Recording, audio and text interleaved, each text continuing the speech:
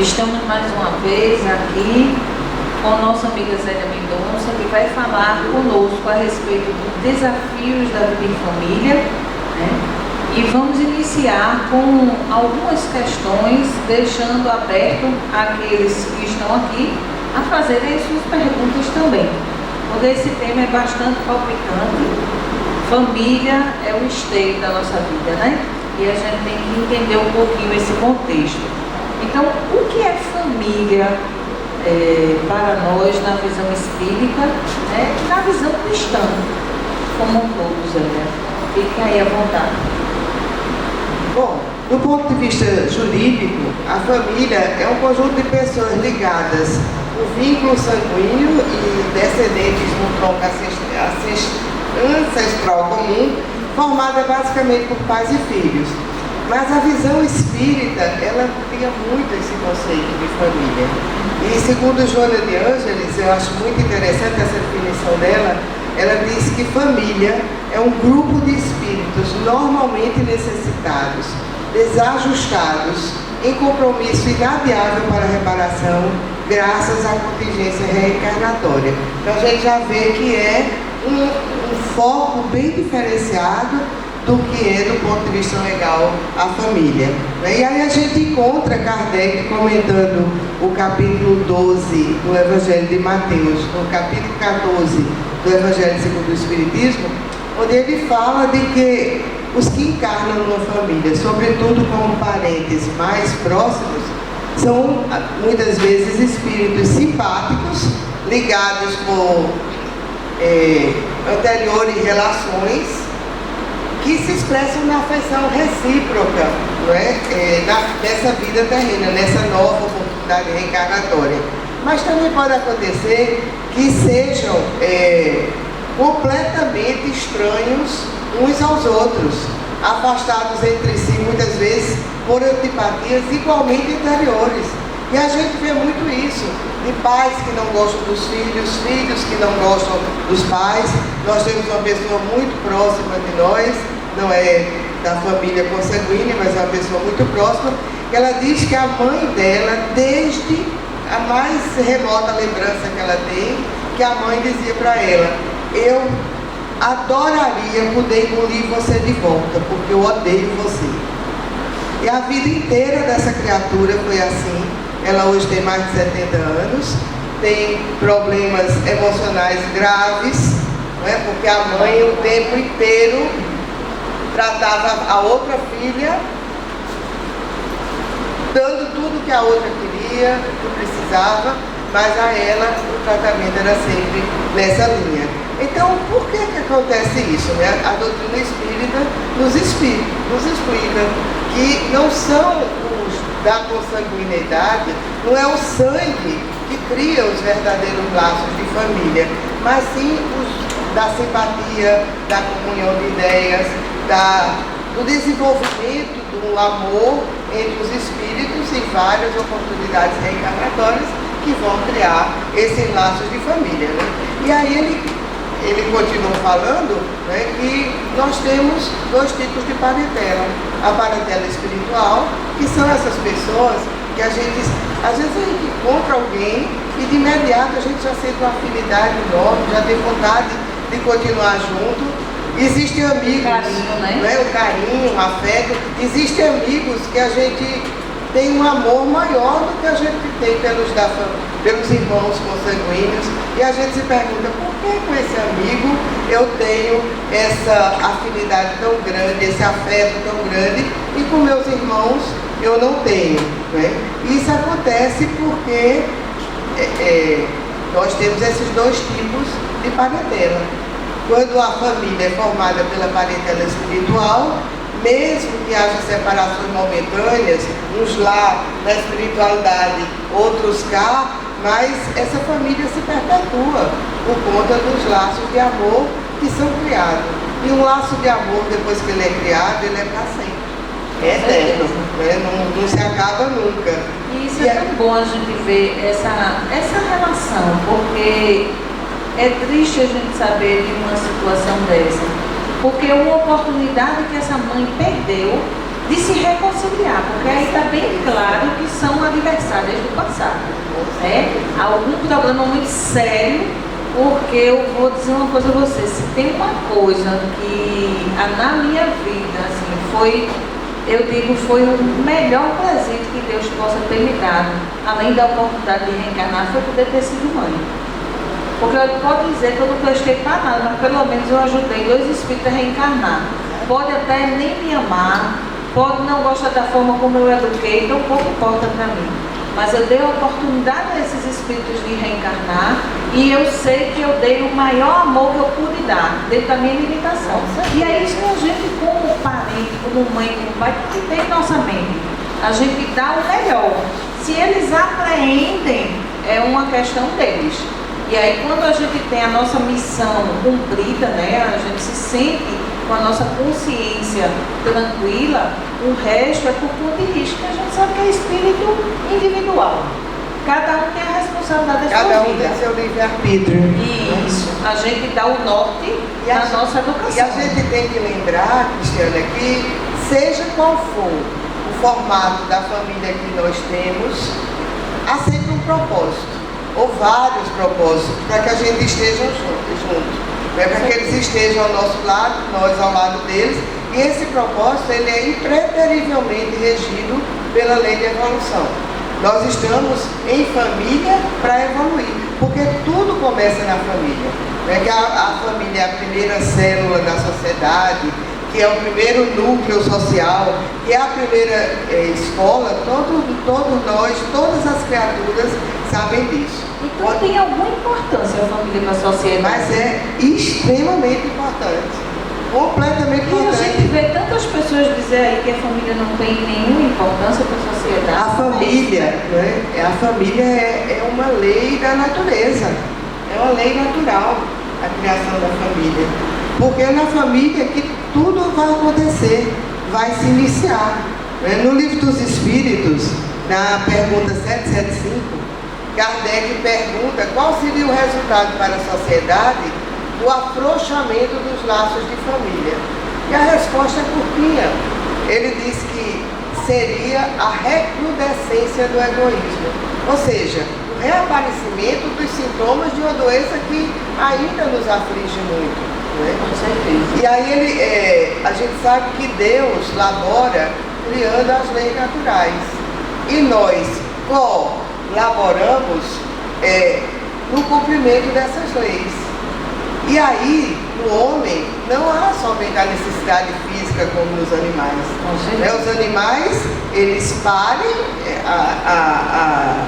os seus filhotes, as suas crias, e quando eles param de amamentar, vão embora e nunca mais se reencontram. Por quê? Porque há apenas uma necessidade física. Mas no homem há uma necessidade além, que é a necessidade de progredir. E aí, para que se efetive esse progresso, são necessários os laços sociais, mas os laços familiares é que vão garantir a existência desses laços sociais. Porque na família é que a gente vai desenvolver o amor, a gente vai aprender os princípios, a gente vai aprender valores, a gente vai começar a construir o nosso caráter. Então a familiar vai influenciar na nossa participação na sociedade. Completamente. A família, ela cria uma consciência de pertencimento do indivíduo, não apenas àquele núcleo familiar, mas a toda a sociedade. A partir do relacionamento que existe na família, nós vamos estabelecer relacionamentos parecidos com as outras instituições, com as outras pessoas. E aí a gente não pode permitir de jeito nenhum que a influência da família ela seja desvalorizada, porque é da maior importância na sociedade. E Joana de Ângeles diz uma frase interessante: quando a família periclita por esta ou aquela razão, sem dúvida a sociedade está a um passo do maluco. Então, como a gente vê, né, isso não é brincadeira, é um assunto muito sério. E por mais que sejam as transformações que existem no mundo, a mudança é cada vez mais rápida, mas e hoje assim a gente muitas vezes se vê impedido de compartilhar, de dialogar, de encontrar o outro dentro de casa, mas a família continua sendo o referencial insubstituível. Pois é, e aí a gente fica pensando, e você falou assim, hoje a gente vê que a gente é um pouquinho impedido. Existe alguma diferença entre a família na sociedade anteriormente e hoje? Qual é essa distinção que tem? Porque eu penso que família é família. Agora, a composição dela vai depender da condição de cada grupo familiar.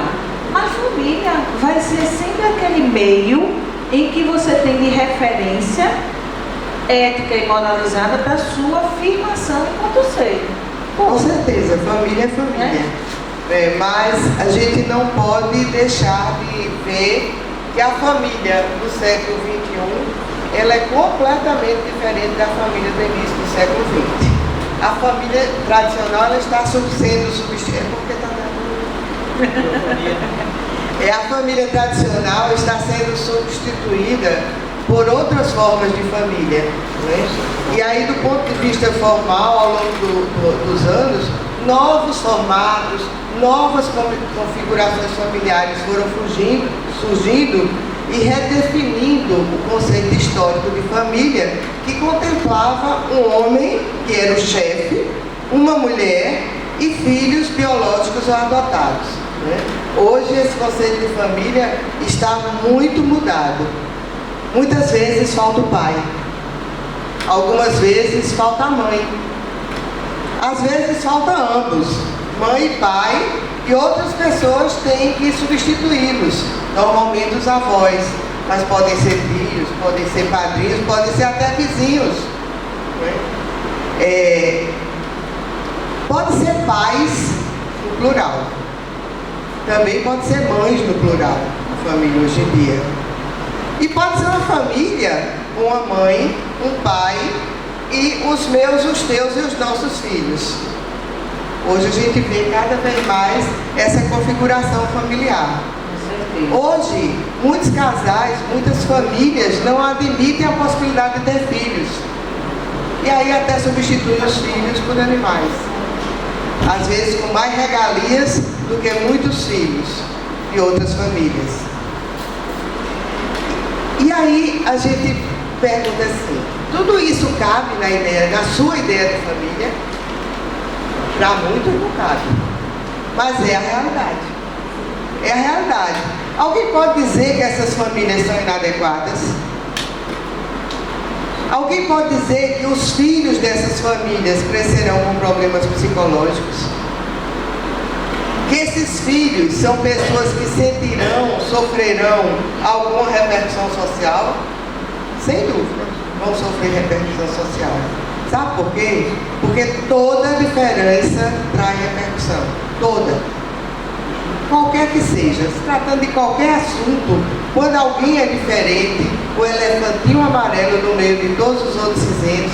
Tinha uma propaganda antiga, não sei se vocês lembram, que era um elefante amarelo no meio de um monte de elefante cinzento. Aquele elefante vai sofrer alguma repercussão na sociedade em que vive. Porque toda diferença é difícil de ser aceita pelo restante do grupo que está dentro de um padrão de normalidade estabelecido, né? Então os filhos de mãe solteira, os filhos de pais descasados, filhos criados por avós, filhos de pais doentes, filhos de pais que não assumem sua transexualidade ou sua homossexualidade, nós temos esses casos também. Os filhos de pais de um casal homoafetivo, todos vão sofrer repercussão. E isso acontece por quê? Porque nós não sabemos aceitar as diferenças ainda. É um entender do outro e é engraçado que coaduna muito com o que a gente teve ontem aqui, o Jair Ribeiro, ele veio e falou a respeito da questão da empatia. É você conseguir olhar no outro como um irmão seu, como um ser humano, como uma pessoa. Como é que você se sentiria estando no lugar daquela pessoa? Você acharia que fazer aquilo com você seria legal? Então, quando a gente começa a trabalhar, e que isso, querendo ou não, para todos nós é o norte dos cristãos. É o que Jesus veio nos ensinar.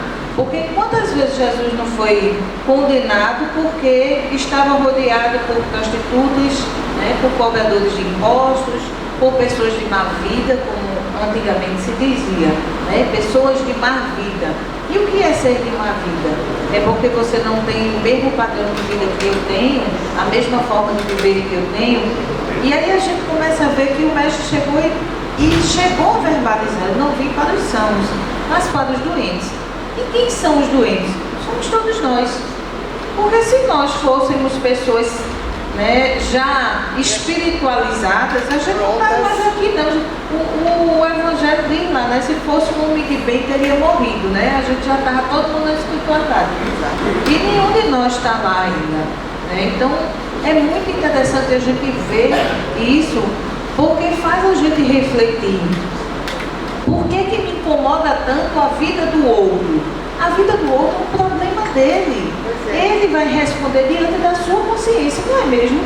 E você fala uma coisa muito interessante, que é a questão da empatia, que foi falado ontem. Eu acho que a gente precisa ir um pouco além. No caso dessa não aceitação das famílias, o que falta é o respeito ao livre-arbítrio do outro. A gente tem empatia porque a gente respeita o livre-arbítrio do outro, o direito do outro de ser diferente. E aí, quando a gente não respeita, nada vai acontecer. A questão 167 do Livro dos Espíritos, ela esclarece que a reencarnação tem como finalidade o melhoramento progressivo da humanidade. E tem, deixa eu encontrar aqui, mas eu não lembro, eu sou terrível para guardar o número das perguntas, por isso que eu anoto aqui. Mas tem uma pergunta que é 700 e alguma coisa, eu vou achar aqui, que ela diz que qual é o objetivo da doutrina espírita? O objetivo da doutrina espírita é abolir o preconceito, de modo a que todos os homens sejam solidários e desenvolvam a fraternidade. Acho que é exatamente. Cadê? Só queria saber qual era a pergunta. Por que eu quero dizer a pergunta? Para você chegar em casa e estudar. Porque a gente às vezes ouve falar, e aí às vezes chega em casa e vamos conferir, será que ela falou a verdade mesmo? E aí quando a gente abre o Livro dos Espíritos, a gente vai encontrar muito mais coisa do que eu posso dizer aqui, nesse momento.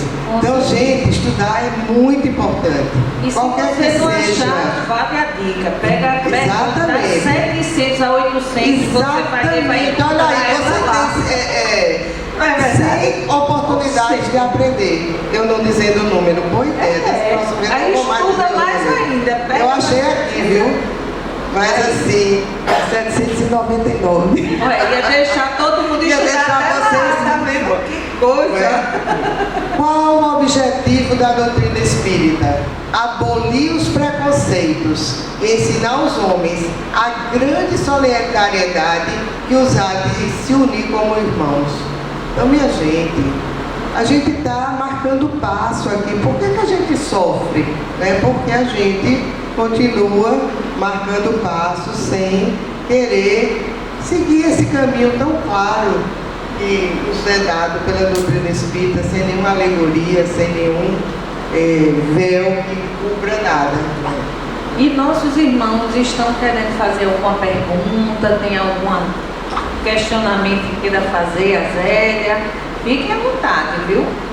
Algum questionamento? Está aberto a pergunta, pode falar.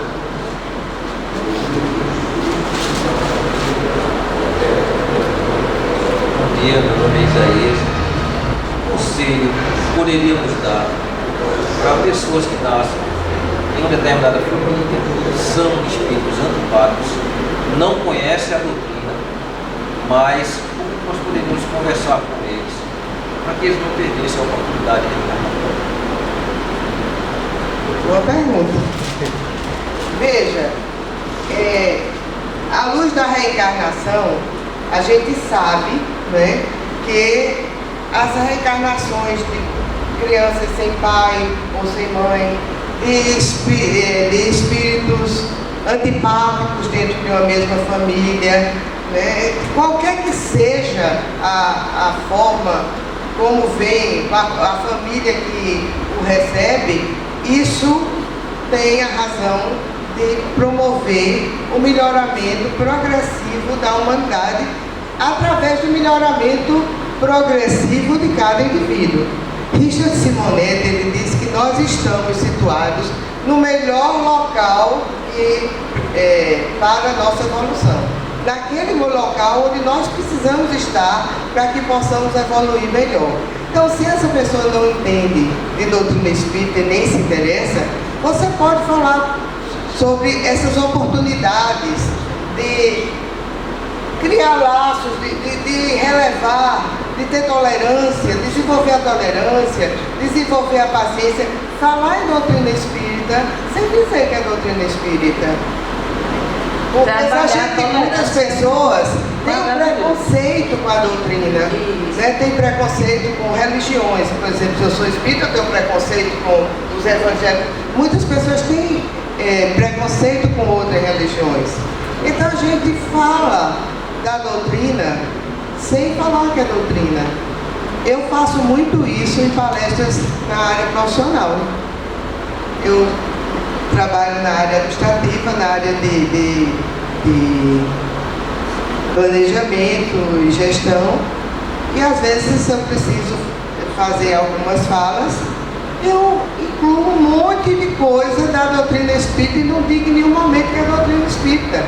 Porque quando você fala do relacionamento, você ainda pode falar, olha, do ponto de vista psicológico, é importante, porque não são eles que vão fazer a sua felicidade. Você é que tem que construir a sua felicidade. Então aproveite as oportunidades, veja o que eles têm de bom, porque você talvez também não esteja enxergando. Veja a oportunidade que eles lhe deram de nascer, né, de ter comida, de ter casa. Porque quantos não tem comida, quantos não tem casa? E aí a gente vai, a meu ver, eu acho que a gente vai falando sobre doutrina espírita, orientando de acordo com os princípios que a gente conhece, sem falar que é doutrina espírita. Com certeza. E oportunidades são muitas que a gente tem.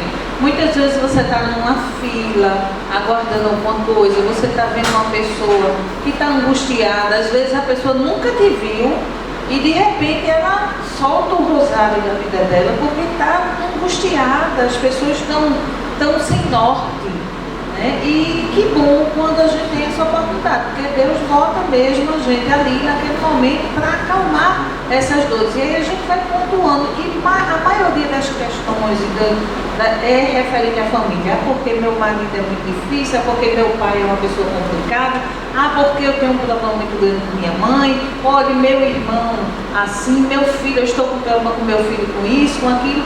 E você tem a oportunidade de auxiliar aquela pessoa e não necessariamente precisar falar que é doutrina espírita, porque o preconceito realmente existe e muito.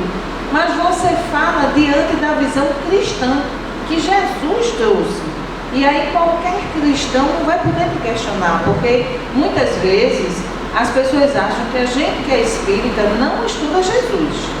A gente estuda só o espiritismo, mas o espiritismo, a base do espiritismo são os evangelhos de Jesus. Não tem para onde fugir, né? Então é uma oportunidade que a gente tem muito grande para isso. Então eu vou deixar a Zélia fazer suas considerações finais, e o nosso tempo está chegado para a gente iniciar a nossa próxima oportunidade de aprendizado aqui também com José Bernardo Martins. Eu queria falar um pouco sobre essa questão de que hoje se fala muito que a instituição familiar está falida. Isso é verdadeiro? Eu não diria que a instituição familiar está falida, até porque, por ser uma lei da natureza, e pela importância que ela tem, ela nunca vai desaparecer.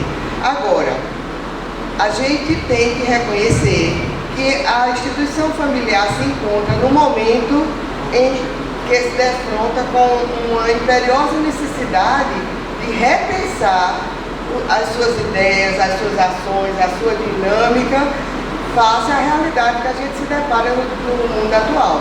Que realidade é essa? Né? A gente tem uma realidade, ao olhar em redor, a gente vê uma realidade absolutamente paradoxal. De um lado, os homens têm o orgulho, a satisfação de tudo que já conseguiram desenvolver do ponto de vista científico, tecnológico, econômico, né? E pela integração mundial também que já promoveram, que conseguiram através do domínio das ciências e das técnicas. Mas do outro lado se encontra o espanto, o temor pela constatação de que esse mundo, de que apesar de todo o avanço conquistado a partir das últimas 2 décadas do século XX, esse mundo tão integrado, né, a gente está aqui hoje, mas as pessoas estão nos vendo em qualquer lugar do planeta. Eu estou falando aqui, os meus amigos de Moçambique podem me ver, como meus filhos que estão fora de Pernambuco também. Então é um mundo aparentemente integrado, mas que vem registrando uma crise muito profunda, muito complexa, que afeta todas as vertentes da vida. E por que isso? Cristóvão Buarque, ele diz uma coisa muito interessante. Ele diz que na medida em que o homem provocou esse avanço científico-tecnológico e essa integração tão mundial, mas simultaneamente houve uma radical desintegração do homem em si mesmo. E isso está levando à ampliação das desigualdades e à criação de uma desintegração social nunca antes vista, né? E aí é preciso que o homem se modifique para que essa situação se modifique.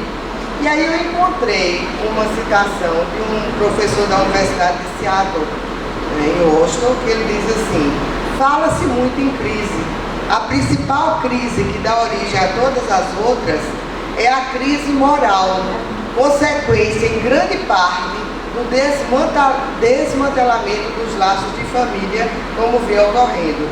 E aí, ontem à noite, eu encontrei esse Carlos Alberto de Franco dizendo que a crise atual da sociedade é resultado da crise da família, por conta da educação permissiva, do consumismo compulsivo, de setores de negócio de entretenimento que se empenham em modificar, em apagar qualquer vestígio de normas ou de valores.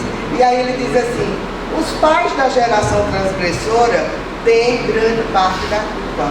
Choram os desvios que cresceram no terreno fertilizado pela omissão. Porque hoje, muitos pais, até mesmo por comodismo, porque educar é trabalhoso, educar exige que se diga não, é muito mais fácil. Limites, impor limites. Eu sempre dizia para os meus filhos, né, a menina de 13 anos querendo ir para a balada com as amigas maiores do prédio. Eu dizia não. E todo sábado era um inferno. Passava a tarde todinha: mamãe, deixa eu ir. Todo mundo vai, deixa eu ir. Eu Eu tinha uma frase bonita do meu filho, assim: você não é todo mundo. Qual é seu nome? Pois é. Qual é seu nome, né? Mas a mãe de todo mundo deixa, mas qual é o nome da sua mãe? Mas a sua não vai deixar. E eu dizia para eles: olha, gente, era muito mais fácil para mim dizer sim.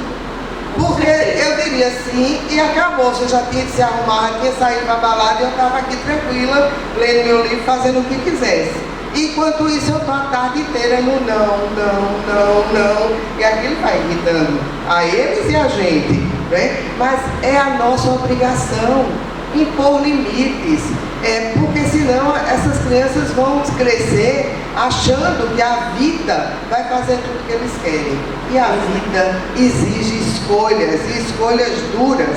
E quando a gente acha que sabe todas as respostas, a vida muda as perguntas, já se disse. Então, a gente precisa ter isso. E sabe por quê? Porque nós, quando assumimos o compromisso de sermos pais, como disse Cristiana, ele se sente feliz de ser mãe, eu também, meu marido tenho certeza que também é muito feliz de ser pai, a gente assumiu o compromisso de orientar essas criaturas para que superassem os problemas que trouxeram. Com certeza. Famílias que não têm problemas, famílias ajustadas, às vezes recebem um elemento que é extremamente trabalhoso. E por que ele veio? Porque aquela família tinha condição de ajudá-lo. Ele já tem problemas tão profundos de reencarnações passadas, que ele precisava de um lar ajustado para ele poder focar naquele objetivo maior dele, de nessa reencarnação superar tal problema. Então, já me impuseram um limite, né? E como eu sou disciplinada, eu vou aceitar. Isso é um assunto para a gente falar muito tempo. Mas eu queria deixar com vocês, fechar com uma frase de uma pessoa que todos conhecem e que todos respeitam. Maria Teresa de Calcutá. Maria Teresa diz assim: quer fazer algo para promover a paz mundial? Vá para casa e ame a sua família. Que possamos fazer isso todos nós. Muita paz a todos, já voltamos.